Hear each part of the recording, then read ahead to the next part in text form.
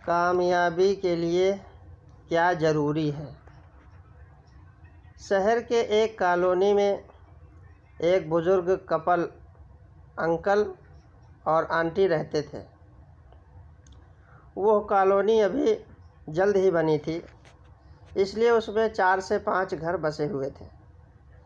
इनका बेटा इन्हें छोड़कर अपने पत्नी के साथ विदेश में रहता था, क्योंकि उसकी पत्नी ये नहीं चाहती थी कि वो घर पर रहकर अपने सास ससुर की मदद करे।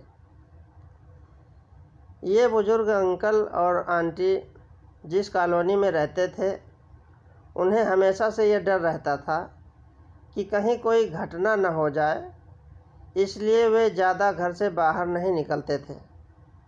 लेकिन उनका यह रूटीन था कि वो हर सुबह सूरज निकलने के बाद टहलने के लिए निकल जाते थे।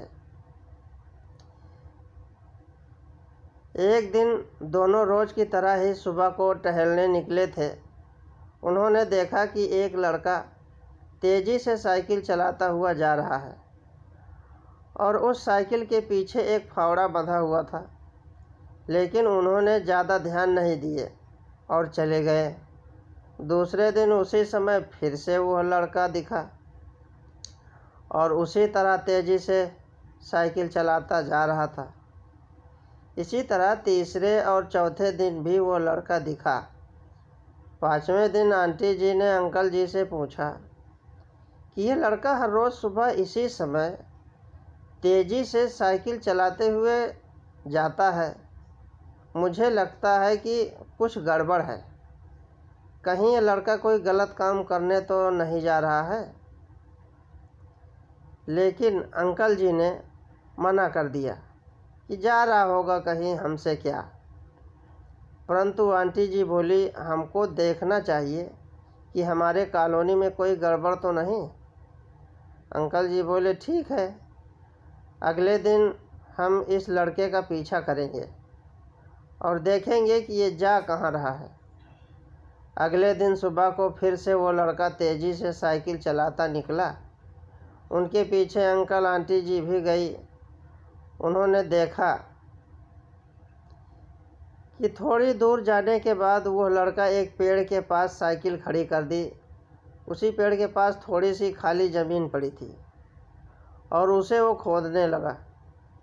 अंकल और आंटी जी कुछ देर तक देखते रहे कि ये लड़का क्या कर रहा है, लेकिन लड़का ज़मीन खोदे जा रहा था।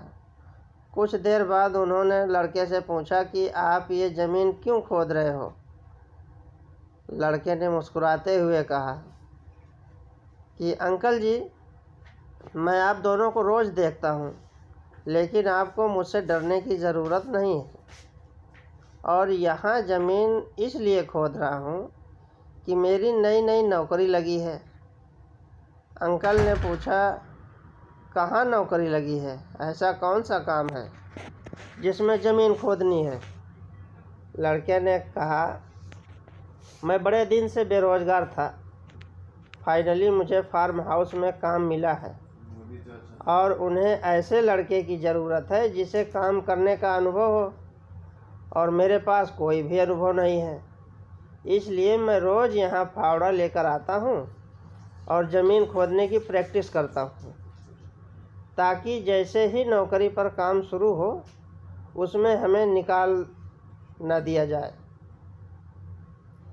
इसलिए रोज़ाना मेहनत कर रहा हूँ, कोशिश कर रहा हूँ। उस लड़के की बात सुनने के बाद अंकल और आंटी जी ने लड़के को आशीर्वाद दिया और बोला, बहुत ही बढ़िया बात है, प्रयास ही ज़िंदगी में सब कुछ है। यह छोटी सी कहानी ज़िंदगी में बहुत बड़ी बात सिखाती है।